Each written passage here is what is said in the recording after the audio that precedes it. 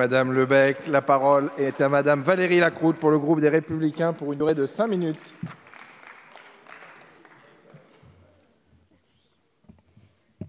Merci Monsieur le Président, Madame la Ministre, Madame la Présidente, Messieurs les rapporteurs.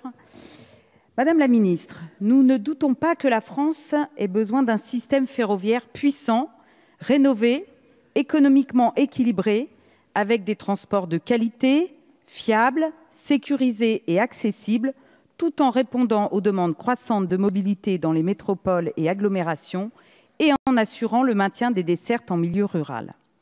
En cela, nous partageons les deux objectifs de ce projet de loi qui sont de préparer et d'organiser l'ouverture à la concurrence du transport de voyageurs. D'ailleurs, le processus européen de libéralisation du rail doit être lancé pour les lignes à grande vitesse en décembre 2020 et à l'horizon 2023 pour les TER. Au regard de la situation actuelle de la SNCF, l'opérateur historique, nous mesurons le chemin qu'il reste encore à parcourir pour atteindre ces objectifs. Madame la Ministre, vous avez engagé une réforme. Mais quelle réforme pour quel résultat?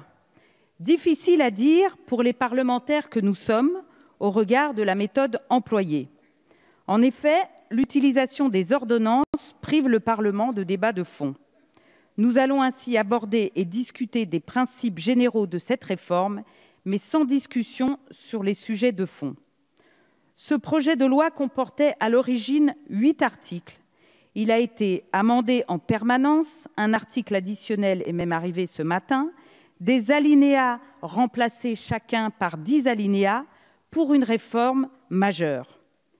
Les parlementaires en sont ainsi réduits à poser quelques questions sur ces principes généraux et à s'interroger sur le contenu des négociations en cours sans en connaître les détails et sans avoir le temps de réagir. De nombreux sujets auraient mérité discussion. L'article 1 et depuis ce matin l'article avant l'article 1er donne pouvoir au gouvernement d'organiser la gouvernance et la forme juridique du groupe public ferroviaire.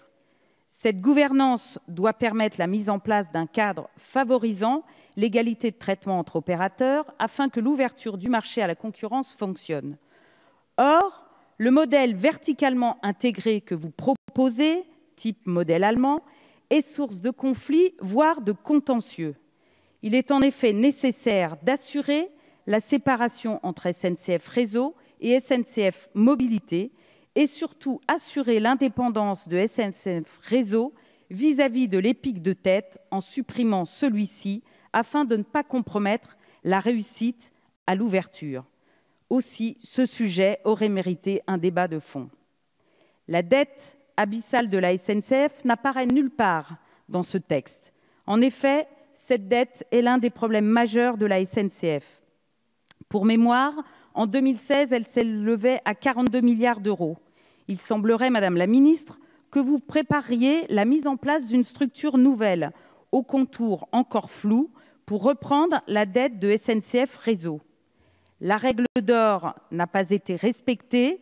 Le Parlement doit pouvoir s'emparer de cette question en demandant par exemple un rapport sur la structure de cette dette pour en connaître l'état du ratio d'endettement de la SNCF ainsi que d'autres éléments budgétaires. Là aussi, ce sujet aurait mérité un débat de fond. Nous disposons également de peu d'informations concernant le statut des cheminots, si ce n'est la date de fin de recrutement. Il n'y a dans ce projet de loi aucune ligne directrice sur le régime spécial des retraites des cheminots. Encore un sujet qui aurait mérité un débat de fond.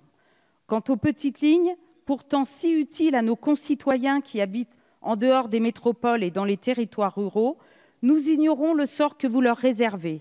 Vous avez indiqué que vous ne suivrez pas les recommandations du rapport Spinetta concernant ces lignes, mais leur avenir à ce stade ne semble pas assuré, car ce n'est pas un rapport adopté par un amendement sur l'état des lignes les moins fréquentées qui va rassurer les élus. En refusant d'inscrire dans la loi le maintien de ces petites lignes, vous transférez aux régions le poids de leur rénovation sans aucune compensation financière.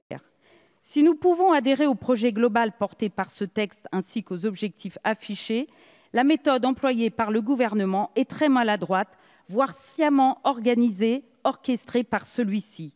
Aucun débat de fond, des amendements déposés à la dernière minute, des syndicats en colère, des élus de la nation méprisés, une population prise en otage encore ce matin et des parlementaires réduits à une caisse d'enregistrement au gré des décisions prises entre les syndicats et le gouvernement. Doit-on y voir, une fois de plus, Madame la Ministre, la démonstration de l'aversion que le Président de la République porte aux parlementaires et à leur travail? Merci. Merci beaucoup, Madame Lacroute.